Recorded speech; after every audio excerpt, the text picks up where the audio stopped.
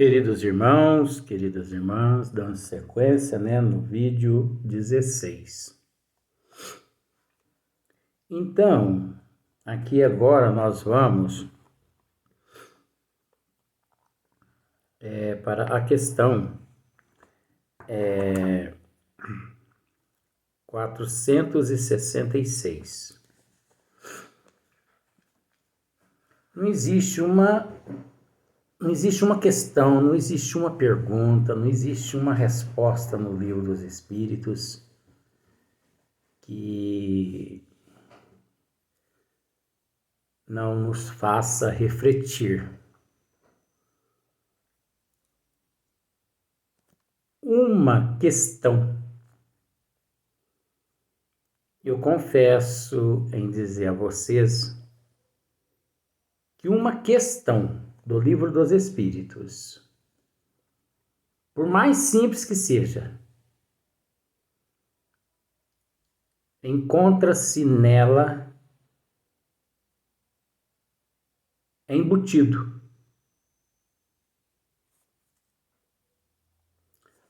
todas as ciências do mundo, dos universos e de todas as dimensões por toda a eternidade. Uma questão, por mais simples que seja.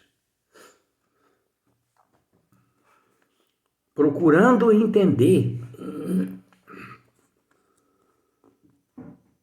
que todas as perguntas, todas as questões são importantíssimas. Mas vejamos a sabedoria de Allan Kardec, o bom senso. O bom senso. Ele, na primeira questão do Livro dos Espíritos, ele entendeu que toda reverência, toda honra e toda glória nós devemos ao Pai. Nós temos que entender que se não existisse a questão do número 1, a questão número 1 do Livro dos Espíritos, que é Deus, a inteligência suprema, a causa primeira de todas as coisas.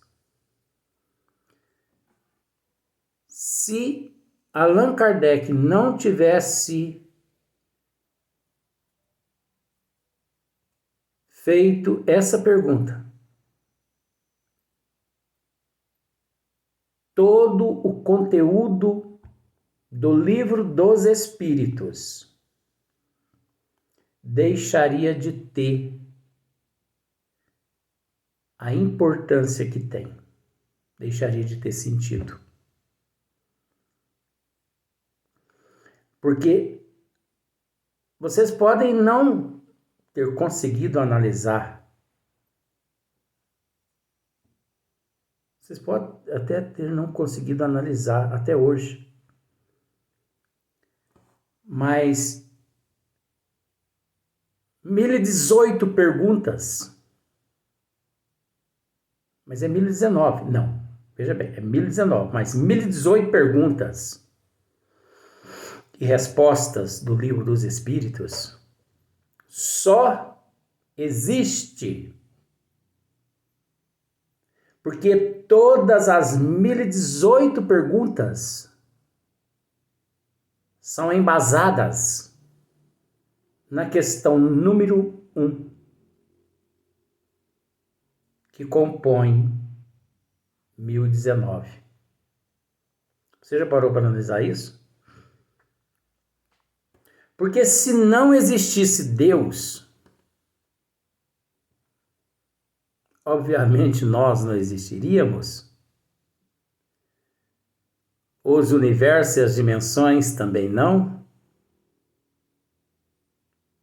Não existiria as ciências, as religiões. Olha só para você ver que interessante. A base do livro dos Espíritos é Deus. A base é Deus.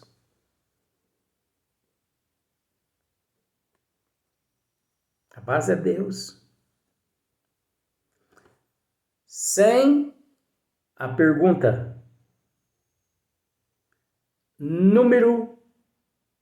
a questão de número 1.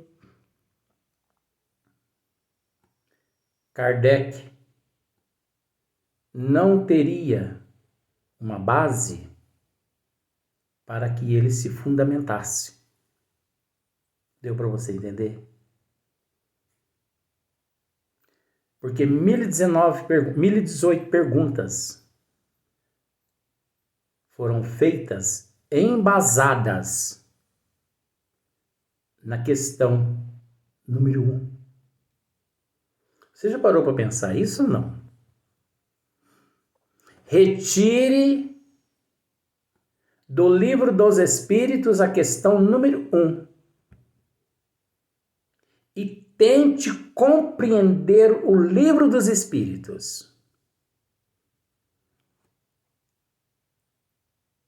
Sabendo que não existe a questão número 1 mais na obra de Deus.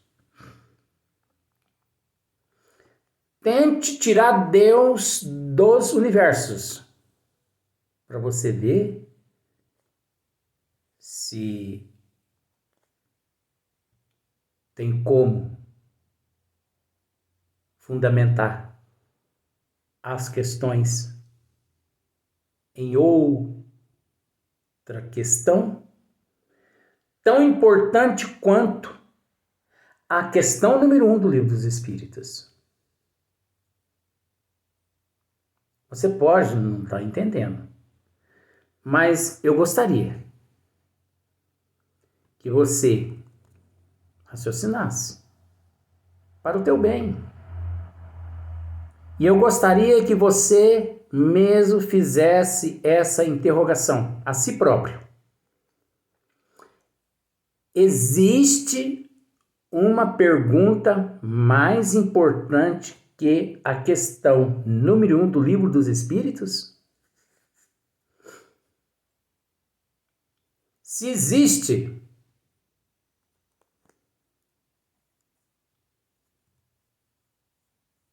existe, eu desconheço.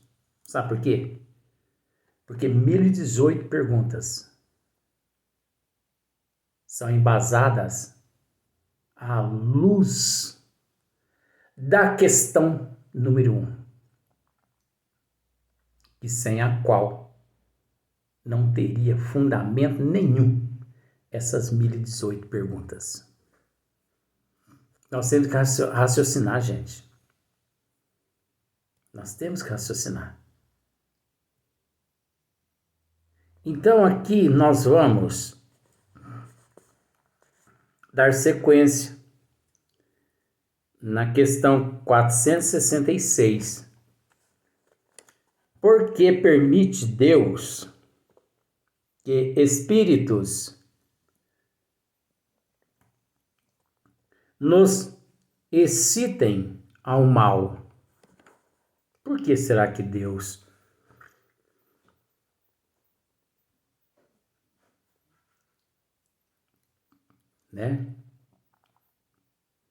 Por que será que Deus permite que espíritos,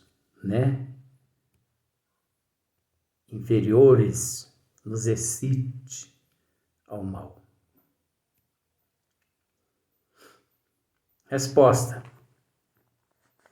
Os espíritos imperfeitos são instrumentos próprios a pôr em prova a fé e a constância dos homens na prática do bem. Já começa por aí. Os espíritos imperfeitos são instrumentos próprios a pôr à prova a fé e a constância dos homens na prática do bem. Porque falar é fácil. E nós vemos muito isso no cenário mundial. Isso sempre existiu, desde que o mundo foi criado, ou desde que o mundo começou a ser habitado. Falar sempre foi mais fácil do que pôr em prática. Dizer eu tenho fé sempre foi mais fácil do que encarar frente a frente todas as ciências, toda a verdade durante todas as épocas. Sempre foi mais fácil. Como espíritos que és, Como espíritos que és, tens que progredir na ciência do infinito. Como espírito que somos, nós temos que progredirmos na ciência do infinito.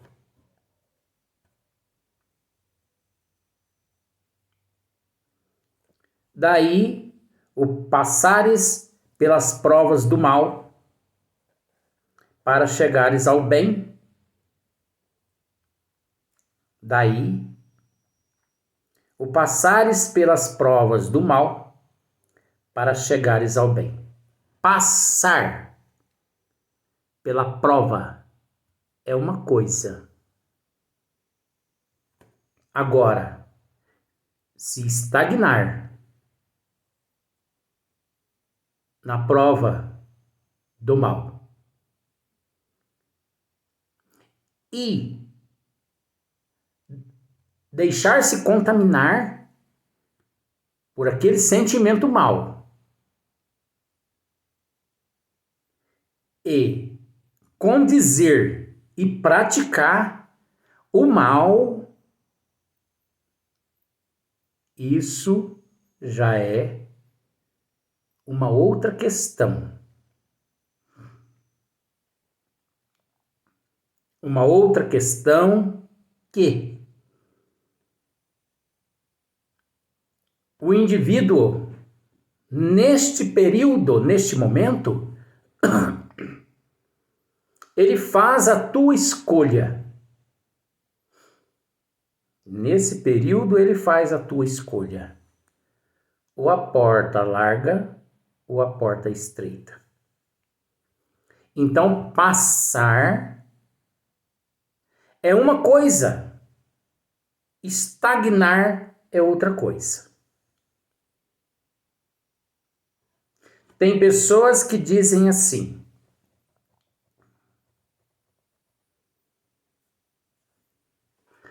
será que quando eu morrer, eu vou passar pelo umbral? Sim, você vai passar pelo umbral. Chico Xavier passou pelo umbral? Passou. Francisco de Assis passou pelo umbral? Passou. Sim. Allan Kardec passou pelo umbral? Passou. Eita, Luiz, o negócio então tá complicado. Leon Denis passou pelo umbral? Passou pelo umbral também. Camille Flammarion também. Sheila Meimei também. O professor Eurípides Barçalufo também passou também. Bezerra de Menezes, Adolfo Bezerra de Menezes, também. Eu não concordo com isso, Luiz. Ora, se você não concorda com isso, é porque você não raciocina. É porque você não raciocina. Mas por que eu não raciocino, Luiz? Olha para você ver como que o esmiuçamento clareia um pouco a forma das pessoas conduzir as situações. Passar é uma coisa. Estagnar-se naquela localidade é outra coisa.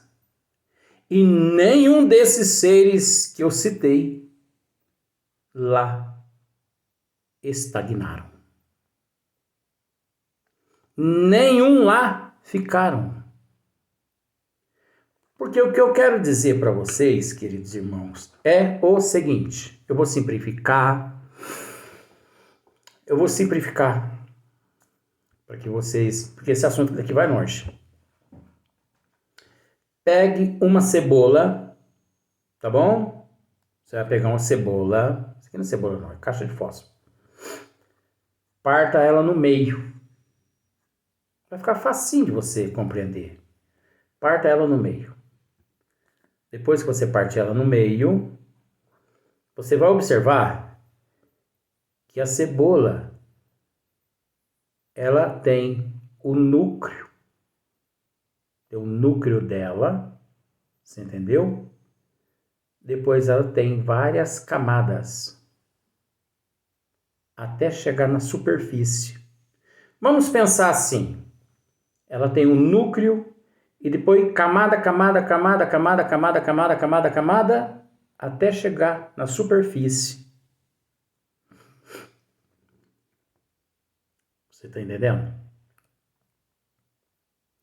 Então, o núcleo é a Terra. Aquela primeira camada após o núcleo é a zona umbralina que circunda a Terra. Porque o umbral é a primeira faixa que circunda o umbral. Voltando. O umbral é a primeira. O umbral é a primeira faixa que circunda a Terra. Eu só mudei as palavras. O umbral é a primeira faixa que circunda a Terra.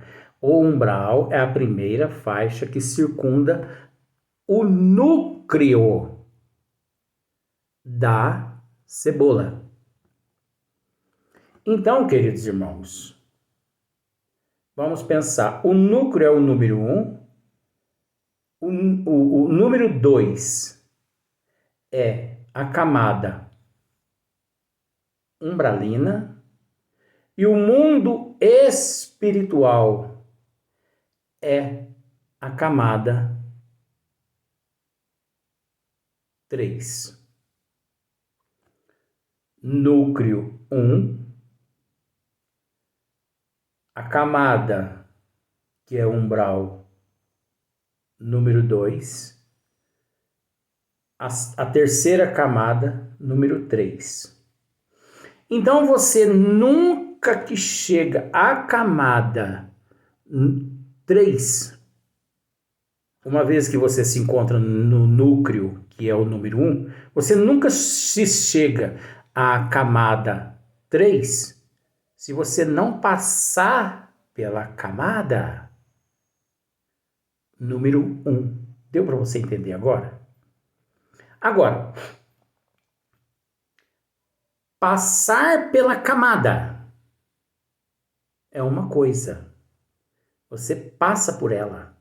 Porque para você chegar à camada terceira, você tem que passar pela camada segunda. E tem essas outras camadas, eu sei como elas se chamam, mas eu vou ficar só nessas 3 camadas só. Então, tem espíritos que, devido ao comportamento, intelecto moral, moral intelecto, desviado, transtornado, deturpado, ele já se encontra na camada número 2, automaticamente, quando deixa a camada número 1, que é o núcleo. Você entendeu? As colônias espirituais, elas se encontram na camada 3. Seria 3, né? Mas isso é para aqueles fresquinhos que ficam aquelas gravatinhas no pescoço, que não tem nada disso não. As colônias espirituais, elas existem na camada 3. Só que para você ter acesso às colônias, você tem que passar pela camada número 2. Você entendeu?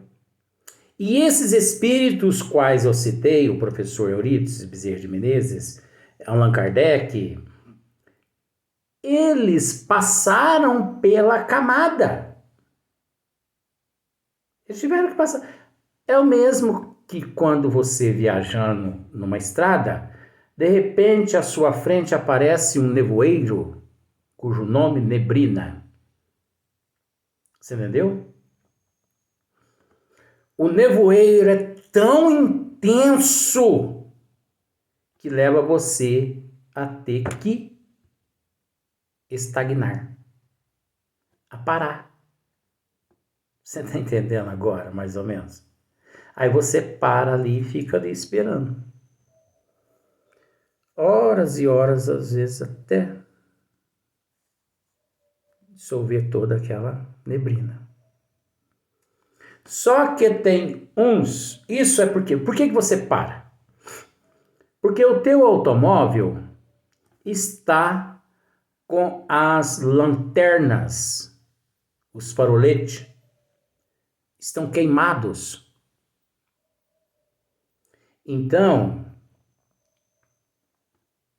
para que não ocorra acidente, você é obrigado a parar. Você entendeu o que é o farol, as lanternas queimadas? As tuas imperfeições, o estado de cegueira, tudo a contramão aqui na Terra, aquela imantação negativa, levou você as lanternas a se queimarem. Aí você, como em meio àquele nevoeiro de neblina, você para, você tem que estacionar. Você estaciona, você vai assim tateando devagar com o automóvel e para num acostamento bem distante assim da rodovia, né? E você fica ali horas e horas e horas e horas e horas e horas e horas e horas e horas. Mas de vez em quando você percebe que vem alguns automóveis com aqueles farol de milha. Entendeu? E passa.